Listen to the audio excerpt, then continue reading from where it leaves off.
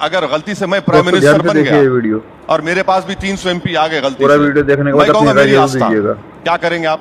अरे बोले मोदी का नाम तो लेने दीजिए, आप क्यों डर रहे हैं? मैं बोल रहा हूँ ना, मुझे और आपको क्या होगा?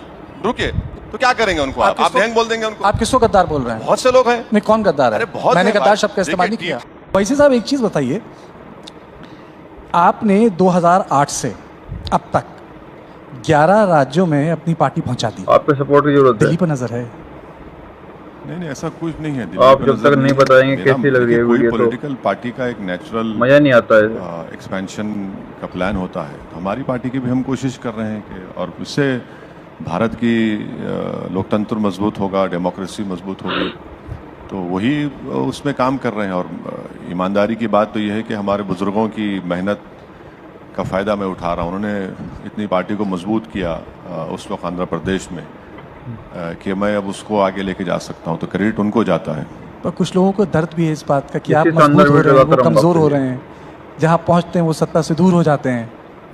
तो कंपटीशन है, तो कंपटीशन में सबको मेहनत करना पड़ेगा। तो कभी मैं नहीं जीतता हूँ, कोई दूसरा जीतता है, तो इसमें तो कोई ताजुब की बात नहीं होनी चाहिए। उसमें सबको मेहनत करना है, काम करना है, आवाम का दिल जीतना है।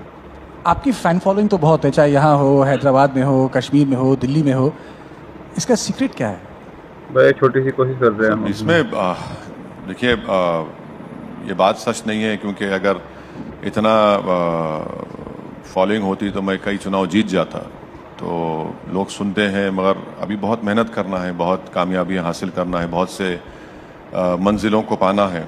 तो अभी लड़ाई जारी रहेगी, जद्दोजहद चलती रहेगी। तो इस पर मैं खुश नहीं हो सकता हूँ, मगर बहुत आगे जाना है, कोशिश करते रहेंगे। कुछ लोग कहते हैं कि ओवैसी साहब की डबल पावर है, अगर जितवा ना सके तो हरवा जरूर देंगे। पूरा वीडियो देखेगा दोस्तों। नहीं, ऐसा नहीं है। देखिए, काशीराम साहब ने अच्छा कहा था कि इलेक्शन आप लड़िए, पहले हारिए, हरवाइए, फिर जीतिए। तो इलेक्शन लड़ना है तो आप जब तक आप इलेक्शन नहीं लड़ेंगे तो आप अपनी ताकत कैसे दिखाएंगे, आप अपनी पार्टी की स्ट्रेंथ कैसे दिखाएंगे?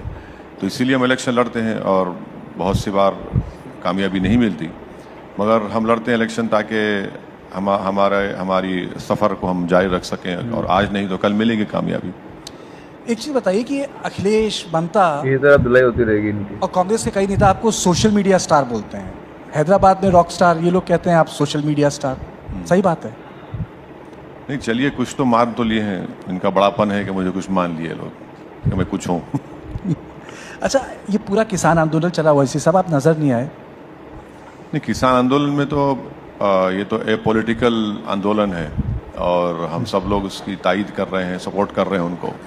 तो उसमें जाकर खामखा हम लोग माहौल को क्यों ख़राब करें? वो लोग कर रहे हैं। हाँ, उनकी डिमांड जो है वो जस्टिफाइबल डिमांड्स हैं, और सरकार को उसको मानना चाहिए, कबूल करना चाहिए, और ये हम बोले हैं और फिर से बोल रहे हैं। वैसे साहब, आपको एक मैं पूरा वीडियो देखने के बाद मसले पे लाता हूँ। मैंने आपकी पूरी स्पीच सुनी संसद में, आपने लंबा भाषण दिया था। आप काफ़ी नाराज़ थे, गुस्से में भी थे जब आपने भाषण दिया। आपको इतना गुस्सा क्यों आ रहा था सदन में? नहीं, कहाँ गुस्सा था? वो गुस्सा तो नहीं था। नाराज़ थे आप? नहीं, अब यही बात नरेंद्र मोदी के बारे में क्यों नहीं बोलते? 1.5 घंटे का भाषण दिए।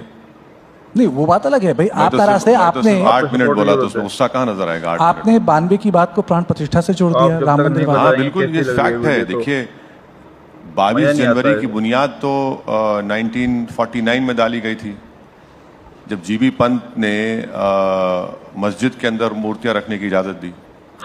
22 जनवरी की बुनियाद तो 6 दिसंबर को डाली गई। तो ये बिल्कुल सच है। और अगर 6 दिसंबर नहीं होता, 22-23 दिसंबर की रात में 49 में मस्जिद में मूर्तियां नहीं रखी जाती, तो 22 जनवरी मुमकिन था? क्या बताइए आप?